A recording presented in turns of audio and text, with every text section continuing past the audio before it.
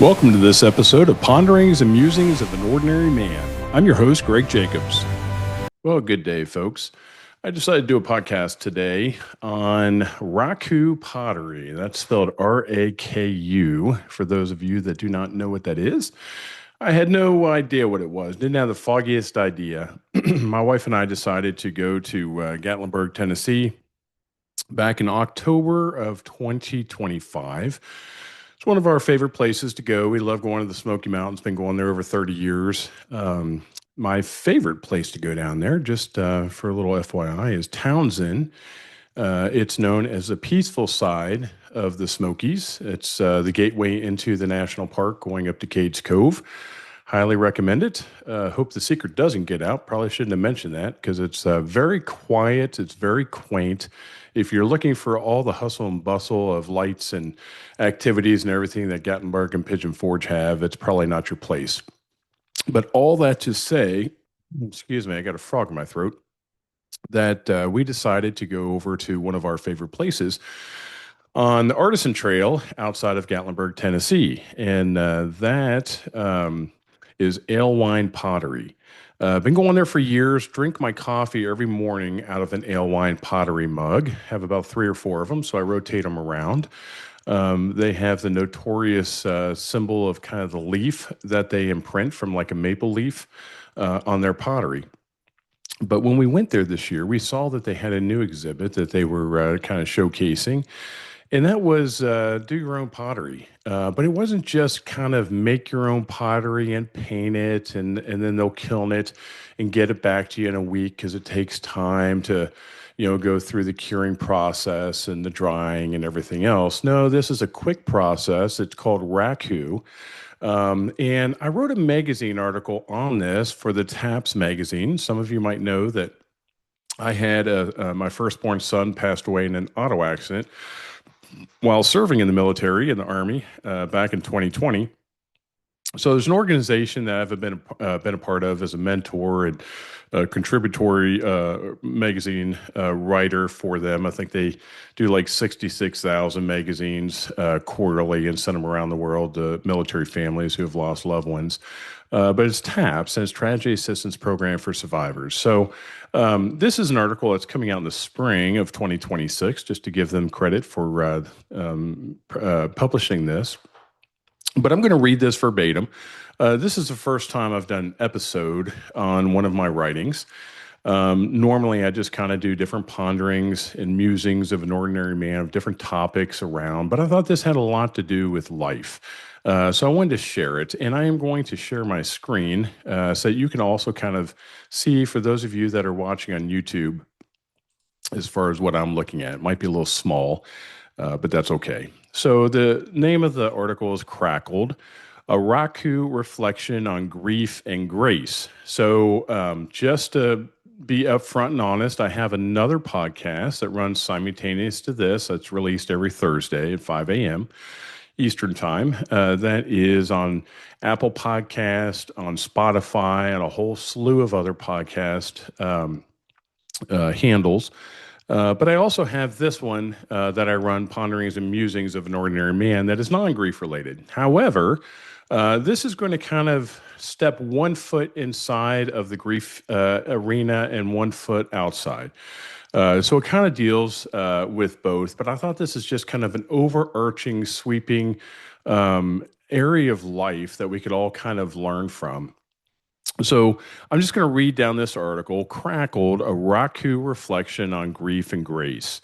On a recent trip to the Smoky Mountains, my wife and I found ourselves once again at one of our favorite artisan spots, Ale Wine Pottery, quietly nestled among the pines and whispering winds of Gatlinburg, Tennessee. Over the years, I've grown fond of their artfully crafted mugs, each one a small masterpiece that somehow makes a morning cup of coffee feel like a ritual.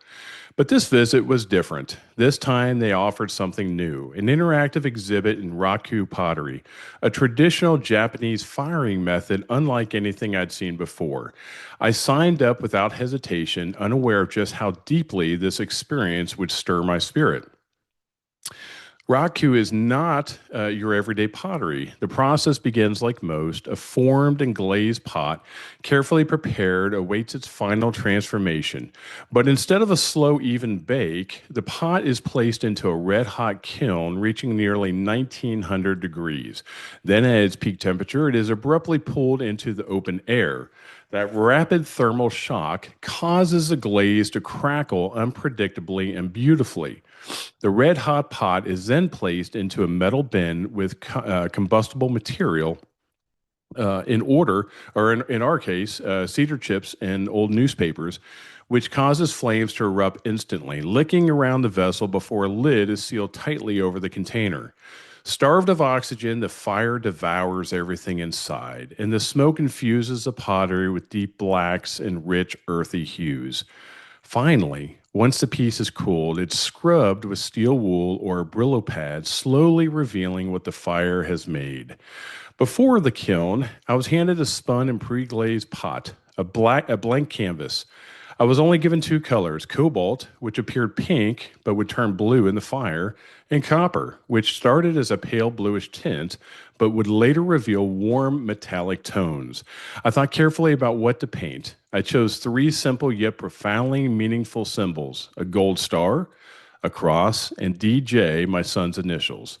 Every brushstroke was deliberate. I tried to keep my lines straight, appeasing the tidy, orderly part of my mind that still longs for control. Yet I knew deep down that the fire would change everything, and it did. As a potter reached into the kiln with metal tongs and lifted my glowing molten pot, a wave of anxiety washed over me. Had I made a mistake in my design? Would the pot survive the shock of the fire? Would the lines I painted remain clear or melt into chaos? Flames erupted around it as it was placed back into the cedar chips. Newspapers were added, and the entire piece disappeared under smoke and fire. Then came the sealed bucket, snuffing out the oxygen, leaving my pot in darkness to smolder. When the pot was finally removed and cleaned, I stood in silence as the soot was scrubbed away, revealing the unexpected beauty that fire created. And in that moment, I wept. I cried not for the pot, but for the journey it mirrored. On December 23rd, 2020, my son David was killed in an auto accident just outside Fort Carson, Colorado. Since that day, my life has been irrevocably split into two parts: before David died and after David died. Before, I lived like that unfired pot, untested, polished with straight lines, a false sense of permanence. I subscribed unknowingly to the easy notion that ignorance is bliss. Life made sense. My lines were straight. My hands were steady. After, it was as if the kiln doors flung open and I was thrust into the fire. My sails were shredded. My compass lost. The life I knew was covered in soot and ash, and everything felt fractured and unrecognizable. The lines of my identity blurred. The colors of hope ran together. But something began to change, slowly, almost imperceptibly. It started with community. I began to open my life to others on similar grief journeys. I allowed space for vulnerability, for therapy, for sacred companionship. And just like the pot emerging from fire and soot, I began to see a new kind of beauty forming. Not in spite of the cracks, but because of them. Like Raku Pottery, I am now a vessel that holds truth and emotion without trying to hide the imperfections. The glaze of my life is crackled. Some lines are crooked. The colors have shifted, but the result is something wholly unique, distinguished by fire and resilient through grace. This is not a story of brokenness and repair. It's a story of transformation. As we left Alewine Pottery that day, the road gently curved around the mountain like a slow turning potter's wheel. I stared out the window in quiet reflection. I came to make pottery, but what I received was a glimpse of the man I am becoming, shaped not only by loss, but by love, fire, and the courage to keep turning on the wheel. I am not who I was before, but I am not broken. I am crackled, and beautifully so. So that is a conclusion of the article. I'm going to kind of show some pictures on my Google Photos. If anybody is on YouTube, they can kind of see this. This is what I started with. It was just kind of a white glazed cup.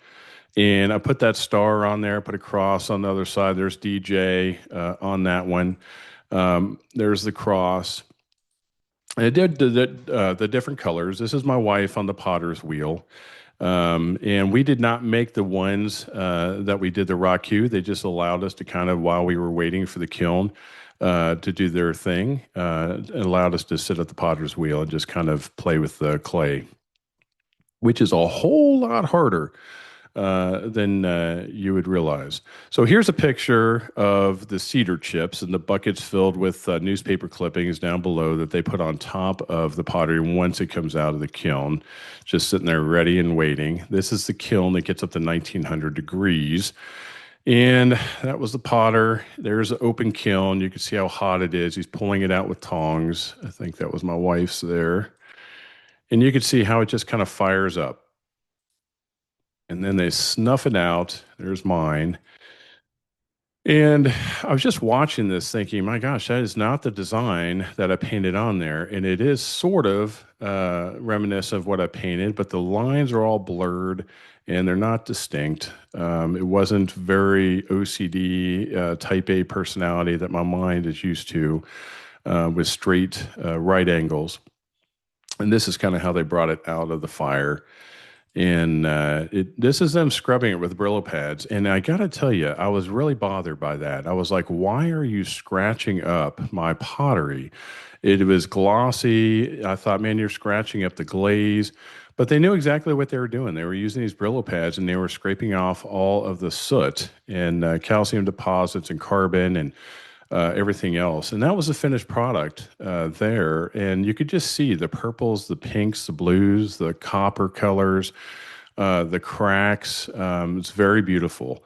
If you're listening to this podcast on Spotify or Apple Podcast or another platform, feel free to take the link over to YouTube and find Ponderings and Musings of an Ordinary Man in this episode on the Raku Pottery.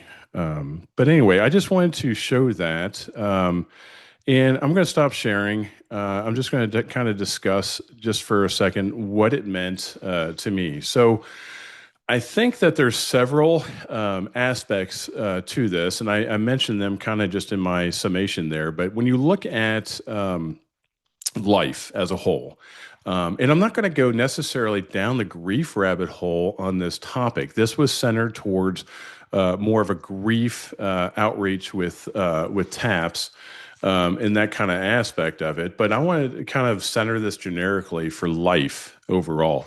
So when you think about how tidied up your life is one moment, and then all of a sudden everything can go awry, it can go haywire. Things can spin out of control very, very quickly, whether it's a divorce, whether it's a job loss, whether it's a child on drugs, whether it is an illness in your life, whatever it might be. There's a lot of things in life that can spin you out of control very, very quickly if you allow it.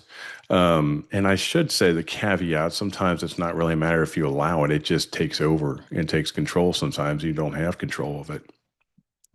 So with that being said, I think that putting that pottery with, fine lines, and look, the picture wasn't like real fine lines, like I was using a ruler or anything like that. It was freehand painting, my son's initials on there and a star.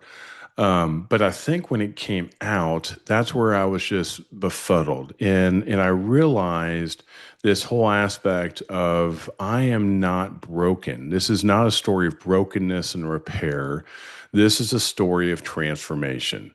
So just like the butterfly emerges from that chrysalis, we see that transformation that's taken place. A lot of us experience that in life. Not everybody does, unfortunately. A lot of people decide to crawl down that hole and stay there and not pull themselves back up. It's not a condemning comment. It's just the sheer reality. A lot of it is addictions. A lot of it is just struggles where they just kind of give up, or they don't see any hope in their horizon. So for me, my hope is in God. I am very strong in my faith, but that was also challenged during this time. So I had a crisis of faith for about 2 to 3 years as I was going through this, about probably, well, I guess it was 2023. So all of 21, 22, and the beginning of 23, I was really going through a crisis of faith. So that part didn't really bring me a lot of solace and hope for the future at that time.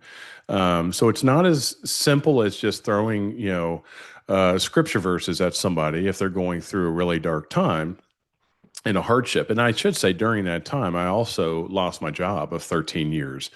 I went through a different type of mourning and grief, losing my job. So when I look back, because we do have the privilege of one thing in life, and that is retrospectively looking backwards to be able to see where we came from, and learning from our mistakes, learning from our progress as well. It's not always just mistakes. What worked well in my life? How can I put that practice into play going forward? And that gameplay might be different going forward. It might have just been a once and done that worked, and it might have to be, adjusted, as you go. But I'll never forget them taking, as I said, that Brillo pad to it. There's a lot of parables in the Bible when you think about the pruning of the branches. When you think about the potter's wheel, you think about the refining of gold and scraping the dross off of the top, all that gunk when you're refining gold in order to purify it. There's a lot of analogies, a lot of parables that you can relate with that is very similar to this. But to witness it in person, I broke down crying because I realized that there is a lot of purifying, there's a lot of scraping, there's a lot of Brillo pad that is abrasive in order to get that carbon buildup in that soot off of it. And it's the same way for us in life. So I watched them do that, and the normal reaction when you look at a glazed vessel like that, that's shiny, even though it had soot and it had carbon, but you could still see the shine coming through because it was glazed.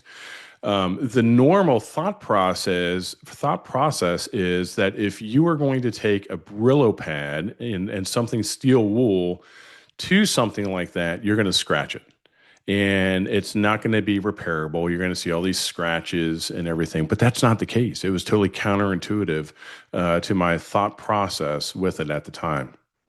So when they were taking the Brillo pad in that steel wool and they were dunking it into different buckets and cleaning it off, I was watching this process through 3 different buckets that they were using. And it just basically made it shine and it made it crackle, it made it pop. And it's hard to explain, just even the emotional experience. I'm thinking about it now. So, with that being said, there are hardships that we go through in life that do create soot, that do create carbon buildup. I do believe firmly that God does want to clean us up. He does want to purify us. He does want to take that Brillo pad to our lives and to make us shine. It's very easy to feel that you're broken. But as I showed with the pictures of this, it was more beautiful after it came out of the refiner's fire and it was cleaned up than it was before it went in. And that's how I feel. I feel like I'm a better man for the hardships that I've gone through in life. I feel like I'm in a better place with the career and the job I'm in after I got laid off and got a different one than if I would have stayed where I was at. It's a very sticky wicket for me to comment and say that I'm a better man since David died because I'm a worse man in many ways. I have a lower pain tolerance emotionally to being able to put up with tension and emotionally. There's a lot of self-care I have to exercise and stepping away from things. I can't take on as much as I used to. So there's a lot of that. But then when you look at empathy, love, maturity, wisdom, lack of pride in a lot of areas I had before, then yes, I'm way better of a man. And I feel like I'm helping a lot of people on this journey. So I do believe that we have to go through that refiner's fire in life. But if you allow yourself just to go through it, and not to be cleansed in the process with the Brillo pad afterwards, then what are you afterwards? You just come out and you've got, carbon buildup all over you, and it's not beautiful. You're all sooty. I don't know if sooty is a word, but it sounded good. One of my favorite movies of all time is Princess Bride. It's a Disney movie, I believe. And, there's several different obstacles in that movie. There's the rodents of unusual size, the RUSs. There's the giant. There's the fire swamp. I mean, there's just so many different things. But I always tend to come back to the Princess Bride in many ways with my life when it comes to coming into the fire swamp and going into the fire swamp and coming out the other end. I might be a little worse for wear. I might be singed a little bit on my clothes and my skin. I might have been nibbled on a little bit by the rodents of unusual size, but I came out the other side. And, I think that there's a lot of fire swamps in life. There's a lot of pitfalls. There's a lot of quicksand entrapments that get us. And that's where we just really have to be on the lookout. We have to be wary. We have to be watchful. And another thing I constantly go back to is the book Pilgrim's Progress by John Bunyan. Incredible book. I want to say it was written in the 15 or 1600s. But it just talks about this pilgrim by the name of Christian who is on this path to the celestial city, and he's got this great burden on his back. And he finally, gets to the point of the cross where he's able to surrender it and lay it down. And doesn't have that burden. But he comes across Vanity Fair, where it leads the road off to the side, where it's all these lights and kind of the Hollywood-esque, type entrapment type things. And then he'll come to the pit of despair where he's stuck in quicksand. He's asking somebody to toss a stick to him and pull him out. And it's really indicative of life. There's a lot of different entrapments that can distract us and lead us away from the path of life to that celestial city. So I say all of that just kind of in summation, just to kind of share with you that article I wrote, not being braggadocious at all, but it meant a lot to me. It was a very emotional, in touch, in tune moment that I had in life last October at that place. And I wanted to share it with you because it just meant so much to me. So I hope that you get something out of that. Thank you for listening. Thank you so much for taking time out of your day to listen to Ponderings and Musings of an Ordinary Man. I hope today's episode brought you a bit of inspiration. If you've enjoyed it, please remember to follow, like, or subscribe on your favorite platform so you never miss what's coming next. I can't wait to share future episodes with you. Until next time.